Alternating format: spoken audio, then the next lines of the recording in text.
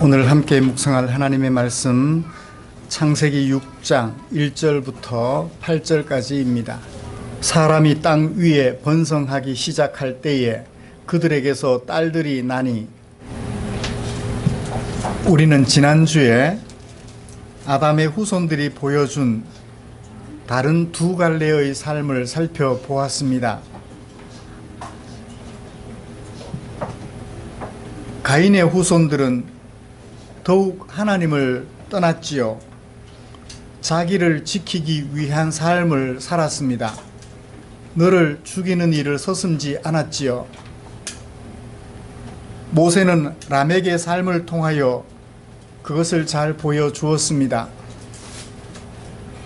다른 한편 아벨 대신 허락해 주신 셋과 그의 후손들의 삶을 우리는 살펴보았지요. 셋은 하나님의 이름을 부르기 시작했다고 했습니다. 모세는 이렇게 대조되는 아담의 두 후손들의 삶을 통하여 하나님께서 사람들에게 기대하시는 바가 무엇인지 소개해 주었죠.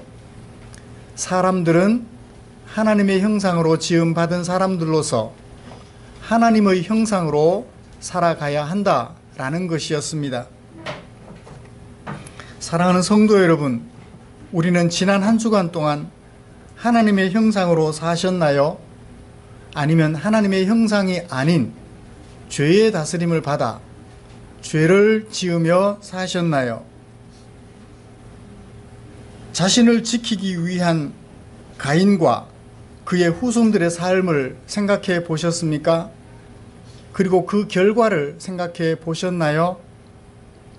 아니면 하나님의 이름을 부르며 하나님의 형상으로서 생활하려고 했던 셋과 그의 후손들처럼 하나님의 이름을 부르는 삶을 사셨는가요? 이처럼 하나님의 형상임을 기억하면서 하나님의 이름을 부르며 살아가고자 하는 우리를 위하여 하나님께서는 귀하고 귀한 성경 말씀을 남겨주셨습니다. 오늘은 그 중에 창세기 6장 1절부터 8절까지 말씀을 살펴보면서 모세가 그 안에 담아 놓았고 하나님께서 모세를 통하여 담아 두고자 했던 그 하나님의 마음을 찾고 그 마음을 우리 마음에 옮겨 담아 보기를 원합니다. 그렇게 할 때 우리 마음에 하나님의 마음이 가득하여서 감동하게 되기를 간절히 소원합니다. 먼저 우리가 함께 교독한 말씀이 어디에 위치해 있고 어떤 내용들을 담고 어떤 형태로 담고 있는지 살펴보고 말씀을 진행하려고 합니다. 우리가 함께 교독한 말씀은 5장 1절부터 시작된 아담의 톨레도트의 마지막 부분입니다. 5장 1절을 보시면 이것은 아담의 계보를 적은 책이라 그렇게 말을 했죠. 아담의 계보. 아담의 계보를 대조되는 두 아들과 그의 후손들의 삶으로 소개해 주었습니다. 4장 1절부터 18절까지는 가인과 그의 후손들이 보여준 생활을 소개해 주었고 5장 1절부터 32절까지는 셋의 후손들이 보여준 삶을 소개해 주었습니다. 가인의 후손들의 삶은 뭐였나요?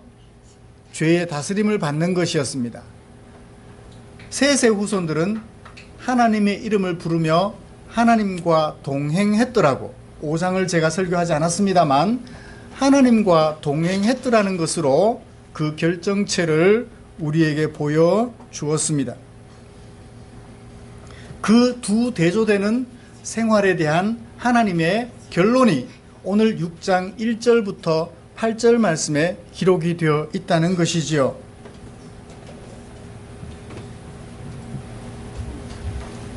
이제 6장 1절부터 8절에서는 대조되는 두 부류의 사람들, 곧 아담의 후손인 인류가 살아가는 세상에 대하여 하나님께서 계획하신 일들을 어떤 형태의 글에 담아 소개하고 있나요?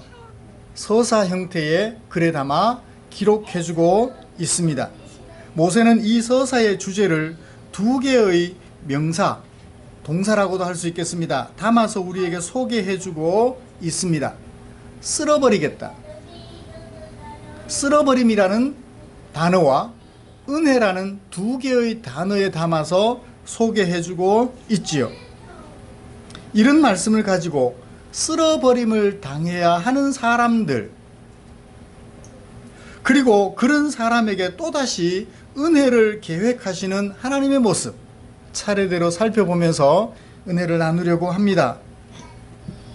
이 서사의 발단이 되는 배경은 어떠한가요? 1절을 보시면 사람들이 번성하기 시작할 때 사람들에게서 뭐가 났다고요? 딸들이 났대요. 아들들은 안 났나요? 아들 없이 딸만 있어서 되나요? 예. 뭔가 이 딸이라는 단어가 가지고 있는 뉘앙스를 우리가 짐작해 보게 됩니다. 사람에게서 뭐가 났어요? 딸들이 났어요. 또 달리 대조되는 비슷한 단어가 있습니다. 뭐죠? 하나님의 아들들이라는 단어예요. 사람에게서 딸들만 났을까요? 아들도 나고 딸도 나는데 그들을 통칭하여 뭐라고요? 사람의 딸들이라고 말하고, 사람에게서 아들들도 나고 딸들도 나는데 그들 중에 하나님의 이름을 부르는 사람들을 뭐라고 말해요? 하나님의 아들들이라고 표현하는 거예요. 그래서 사람이 낳은 사람들을 하나님의 이름을 부르지 않고 죄에게 지배를 받는 사람들을 사람의 딸들이라고 말을 하고, 하나님의 이름을 부르며 하나님과 동행하는 아들, 딸들을 하나님의 아들이라고 표현한 것 같다라는 것을 정리를 해보고 넘어가겠습니다. 그렇게 사람의 딸들이 번성해 갈 때 하나님의 아들들은 어떻게 해야 되나요? 자, 사람의 딸들은 누구를 말하죠? 가인의 후손들을 말해요. 하나님의 아들들은 셋과 그의 후손들을 말하겠죠. 하나님의 이름을 부르며 하나님과 동행했던 그 사람들.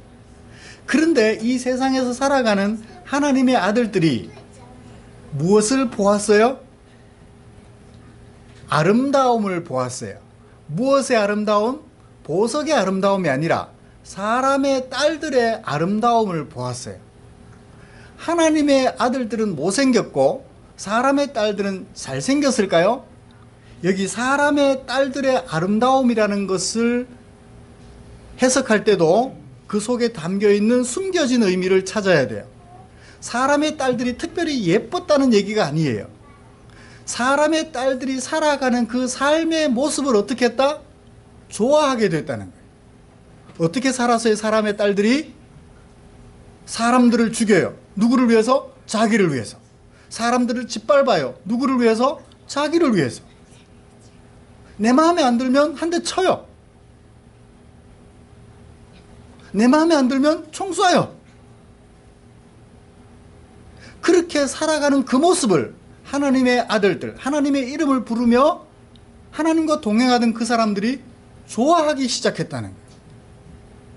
단순히 예뻤다라는 얘기가 아니에요. 예뻤다라는 말 속에 담아놓은 것, 그런 삶의 모습들을 좋아하게 되었다라는 거죠. 그래서 어떻게 해요? 사람의 딸들을 자기 아내로 삼았다. 사람의 딸들을 아내로 삼으면 잘못되나요? 남자 여자가 뭐 특별한 사람이 있나요? 자기 아내로 삼았다는 결혼을 빗대 가지고 그들이 살아가는 그 삶의 모습, 하나님을 대적하고 죄에게 지배를 받는 그 사람들의 삶과 뭐 했다? 결혼했다. 그들과 같은 삶을 살기 시작했다는 것을 결혼이라는 것으로 은유해서 나타내 보여주는 것이지요. 그렇죠? 하나님의 아들들이 사람의 딸들과 결혼했다는 얘기는 하나님의 이름을 부르며 하나님과 동행해야 될 그들이 하나님을 대적하는 사람들과 살아가는 것과 같은 삶을 살기 시작했다라는 거예요. 무엇을 은유로 삼아서 표현했나요? 남자와 여자가 결혼하는 것을 빗대가지고 함께 살기 시작했다는 거예요. 그들의 삶을 추종하기 시작했다는 것입니다. 6장 4절을 보시면 한마디로 줄여놓고 있습니다. 당시의 땅에는 뭐가 있었다고요? 네피림이 있었다고. 네피림이란 거인들이라고 번역을 할 수 있어요. 용사들. 자, 사람이 죄의 지배를 받아서 살기 시작하니까 이 땅에는 어떤 사람들만 살았어요? 힘 있는 자들만 살아남는 거예요. 그죠? 약한 사람들은 다 죽임당해요. 고아와 과부들은 천대를 받아서 짓밟혀요. 그러니까 이 세상에는 누구만 살아요? 힘 있는 자들만 살아남는 세상인 거예요. 그걸 네피림이라고 표현을 하고 있는 것이죠. 하나님의 아들들이 사람의 딸들에게로 계속해서 그 후에도 들어가서 자식을 낳았는데 그들은 다 뭐가 돼요? 네피림이 되는 거예요. 힘 있는 자들만 살아남고 힘 약한 사람들은 도태가 되는 거예요. 살아남을 수가 없어요. 무엇에 죽고 더위에 죽고, 무엇에 죽고 질병이 있어서 죽고, 무엇에 죽고 힘의 경쟁에 뒤처져서 죽어 없어져 나가고, 힘 있는 자들만 살아남게 되는 이 세상을 이렇게 은유적으로 우리에게 나타내 보여주고 있는 것입니다. 사랑하는 성도 여러분, 이 네피림이란 그런 면에서 육신이 되어버린 사람들을 가리키는 고유명사로 활용되는 것이 뭐예요? 네피림이라는 단. 사랑하는 성도 여러분, 이것이 하나님 없이 살아가는 인류의 모습이에요. 하나님의 이름을 부르며 하나님의 아들로 살아갔던 그들조차도 서서히 그렇게 변해가는 거예요. 결혼해가 부부가 되어서 함께 살아가는 것처럼 그런 사람들, 하나님 없이 살아가는 사람들의 모습을 따라가게 되었다는 거예요. 시간이 지나면서.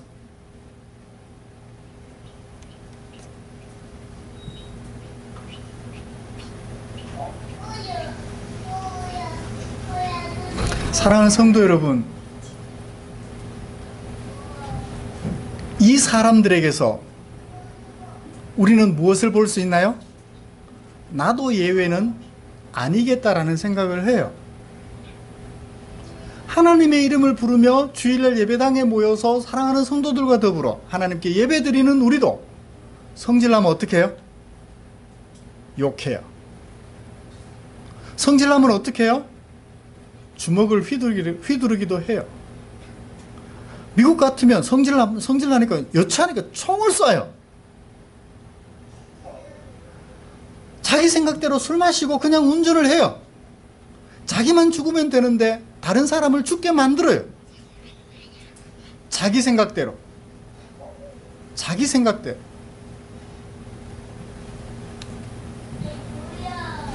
이것이 인류의 모습인데 하나님의 사람들도 예외가 아니더라는 거예요. 자꾸만 하나님의 사람들도 따라가게 되더라는 거예요.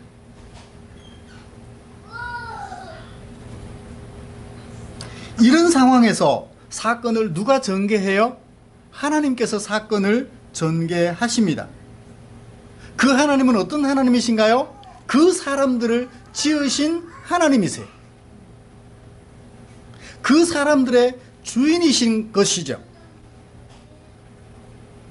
만약 사람을 지으시지 않았다면 하나님께서 사건을 전개해 갈 수 있어요, 없어요? 왜요? 주인도 아니면서. 자기하고 무관한데 그걸 뭐라고 그래요? 간섭이라고 그래요. 남의 일에 간섭하는 것이 되는 거예요. 근데 하나님은 주인이시기 때문에 그 사람들을 친히 지으셨기 때문에 어떻게 해요? 간섭하기 시작하시는 거예요. 당당한 권리가 있죠. 그들에게 간섭하셔서 그들을 어떻게 처치하실지 권리를 가지고 있는 분이 바로 만드신 분이세요. 하나님께서 그 사건을 어떻게 전개하시나요? 사람들을 향하여 굳은 결심을 나타내 보이십니다. 여호와께서 말씀하셨어요. 3절에 나의 영이 내가 함께하지 않겠다. 누구와? 사람과. 언제까지? 영원히. 왜요? 그들이 육신이 되었기 때문입니다. 나는 지을 때 하나님의 형상으로 지었는데 그들은 뭐가 되었어요? 육신이 되고 만 거예요. 자, 하나님의 형상과 육신의 대조되는 모습. 하나님의 형상은 하나님의 지시를 따라 사랑하며 살아가는 사람들이고, 육신은요, 하나님의 지시를 거부하고 죄에게 지배를 받아서 사람을 미워하고 살아가는 거예요. 하나님의 형상들이 육신이 되어버린 이 사실 때문에 하나님께서 사람들을 포기하시는 거예요. 나의 영이 영원히 함께하지 않겠다. 누구와? 내가 지은 사람들과.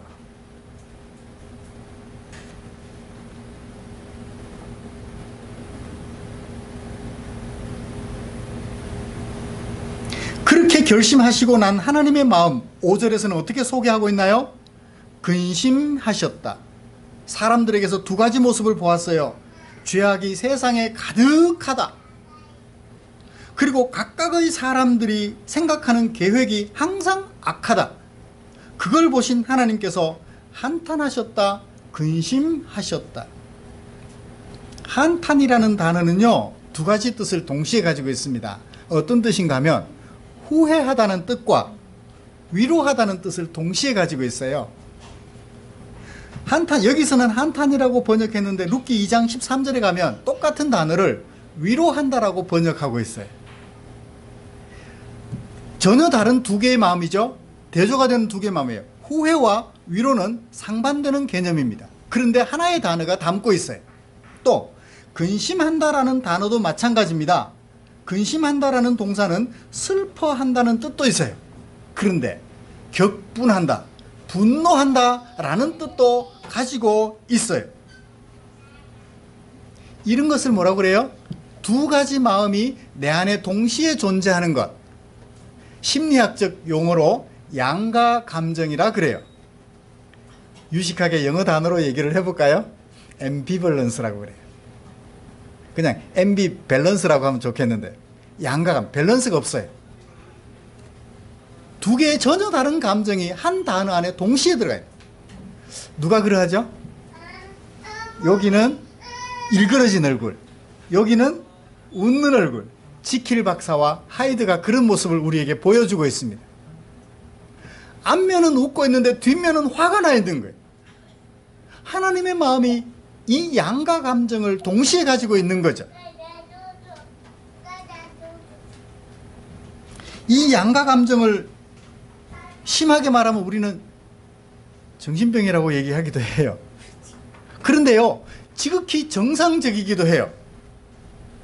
화가 나는 한편에는 뭘 해야 돼요? 웃어야 돼요. 그게 사람의 모습이고 정상적인 모습이에요. 하나님의 그 갈등하는 마음 짐작이 되세요? 지으신 사람들을 생각하면 애틋하고 위로해주고 싶고 격려해주고 싶은데 그들이 살아가는 모습을 보면 화가 머리 끝까지 나는 거예요. 하나님의 지극히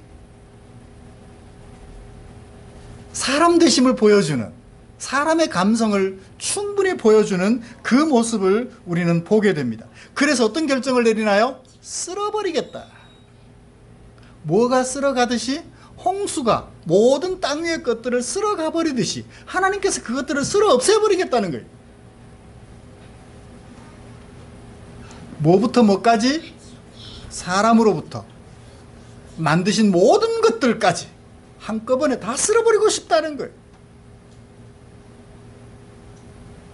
사랑하는 성도 여러분, 하나님께서 보여주시는 이 양가 감정, 어떤 대상이나 상황에 대하여 서로 반대되는 두 감정이지만 이 양가 감정은 이성적으로 보면 매우 혼란스러운 감정이지만 한편으로는 보편적이며 자연스러운 감정, 엄청나게 화를 내시면서도 그들의 인간됨에 대하여, 육신이 됨에 대하여 너무나 안타까워하시는 하나님의 마음, 그것이 쓸어버리는 것으로 나타날 것 같은 느낌이 듭니다. 안타까워하시는 하나님, 여기서 우리는 이런 하나님의 마음을 읽었으면 좋겠어요. 우리가 하나님을 떠나서 죄의 지배를 받아 사람을 짓밟음으로 내가 존재하려고 할 때, 너에게 주어야 할 이익을 주지 않고 내가 그것을 챙기려 할 때, 하나님은 그 사람에 대하여 두 가지 마음을 동시에 가진 거예요. 분노와 안타까운 마음. 사랑하는 성도 여러분, 이것이 하나님께서 우리에게 보여주시는 마음이세요.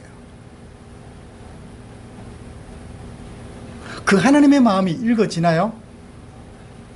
어떤 사람이 기부를 세계적으로 많이 하는 기로 소문난 그런 사람들이 소개되고 있어요. 기부도 많이 할 뿐만 아니라 교회 헌금도 많이 해요. 11조도 많이 해요. 흔히 11조 하면 그 사람처럼 됩니다 라는 데 이용되기도 하는 대단한 사람이에요. 근데 그 사람이 그냥 돈이 생기나요? 무언가를 경영을 해야 되겠죠. 무언가 경영하려면 주변에 누가 있어야 돼요? 사람들이 있어야 돼요.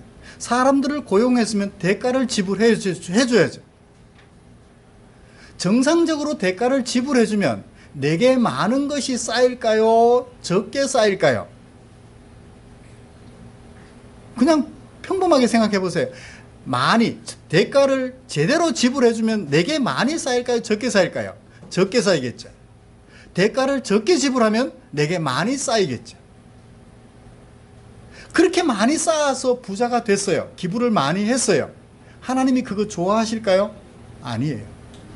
기부 많이 하는 것 자랑하지 말고 주어야 할 대가를 제대로 지불해 주라는 얘기예요. 헌금 많이 할 생각하지 말고 대가 지불해 줘야 할 대가를 제대로 지불해 주라는 거예요. 그래서 그 사람들에게 인정받는 하나님의 사람이 되라는 거죠. 목사인 제 입장에서는요, 대가를 적게 지불하더라도 쌓아서 헌금 많이 해주면 좋겠죠? 목사를 위해서 헌금한다면 그렇게 하면 좋겠어요. 그런데 헌금은 목사를 위해서 하나요? 교회를 위해서 하나요? 교회를 위해서요. 적으면 적은 대로, 많으면 많은 대로. 헌금한 그것을 모아서 아름다운 일에 쓰면 되잖아요. 많아야 좋은 것은 아니겠지요. 그래요. 우리 사람들은 하나님의 마음을, 하나님의 이름을 부르며 하나님과 동행하는 것 같은데 실제로 보면 나와 관계 있는 사람들의 안전을 위하여 너를 별로 생각하지 않아요. 나만 생각해요. 이런 사람들에게 대하여 하나님께서 가지고 계시는 안타까운 마음 여러분 읽어보셨나요? 분노하고 한탄하시는, 한편으로 불쌍한데 한편으로 생각하면 한없이 분노하시는 하나님의 마음, 이게 모든 인류를 향하여 가지고 계시는 하나님의 마음이에요. 하나님의 이름을 부르는 그 하나님의 아들들조차도 뭐가 되어가니까 육신이 되어가고 있는 그 현실을 말입니다. 오늘날 교회에서도 하나님께 예배 드린다면서도 똑같은 마음을 가지고 있는 변함없는 성도들에게서도 그런 모습을 볼 수 있죠. 이런 인류를 위하여 쓸어버리겠다고 하신 하나님, 한 가지 계획만 세우셨을까요? 아마 그러면 이 성경은 필요가 없어요. 인류를 다 쓸어버리셨으니까 성경이 뭐가 필요해요? 하나님의 마음을 굳이 사람들에게 담아줄 필요가 뭐가 있어요? 그죠? 그걸로 끝내버리면 그만이지. 8절, 그렇게 쓸어버리겠다고 결심하시는 한편 하나님께서는 어떻게 하셔요? 노아는 여호와께 은혜를 입었더라. 수동태로 표현됐죠? 능동태로 표현해 볼까요? 그러면 주어가 뭘로 바뀌어요? 노아는에서 하나님이 간접 목적, 누구에게? 노아에게 무엇을? 은혜를 베푸셨더라. 은혜란 무엇일까요?